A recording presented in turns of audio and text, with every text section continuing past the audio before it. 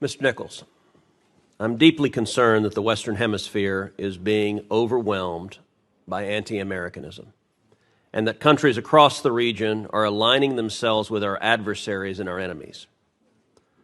I'm deeply concerned that former U.S. allies are being replaced by leaders who are actively hostile to us and our interests, and that the Biden administration has chosen to embrace many of those leaders. President Biden warmly hosted Lula da Silva at the White House and called him a close friend.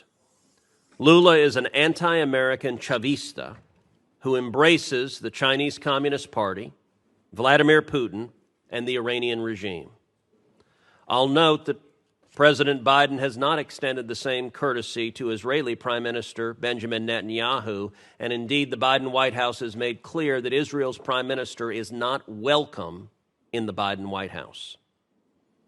Now, one of the very insidious ways that our adversaries and our enemies have infiltrated the region is through corruption. China, Russia, and Iran all exploit endemic corruption, including and especially corruption driven by left-wing movements to advance their geopolitical agendas.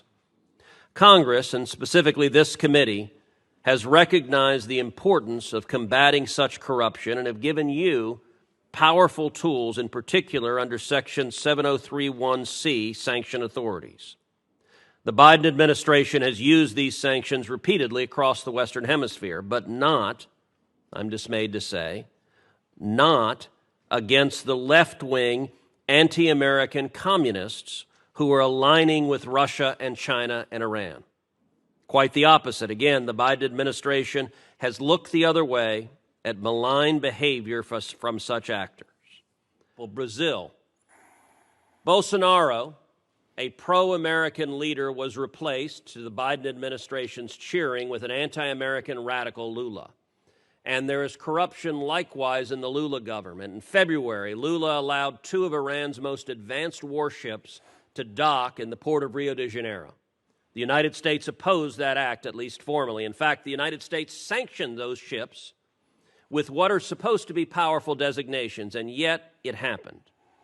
I believe the Lula government's corruption played a significant role in their decision to ignore the Biden administration and allow the docking.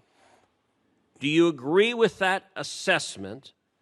And has the Biden administration enforced any sanctions related to that instance, and in particular to the Brazilians providing material support to the Iranian ships? The administration engaged our partners throughout the hemisphere, and we're very pleased that the Iranian ships were not able to dock anywhere else. We're deeply disappointed that one of the 2 ships was able to dock in Brazil. The other was offshore.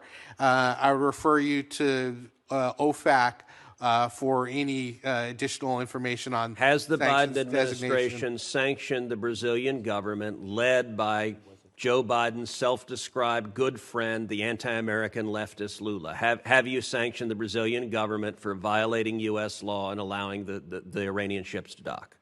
I would refer you to OFAC as to whether or not they've made a determination that action violated. You don't know whether you've sanctioned Brazil? I would refer you to OFAC. Do you know? I would refer you to OFAC. Do you know the answer? That's a yes or no question. Do you know whether the Biden administration has sanctioned Brazil? I am not aware of any sanctions with regard to that specific situation. Nor am I, and that's the problem.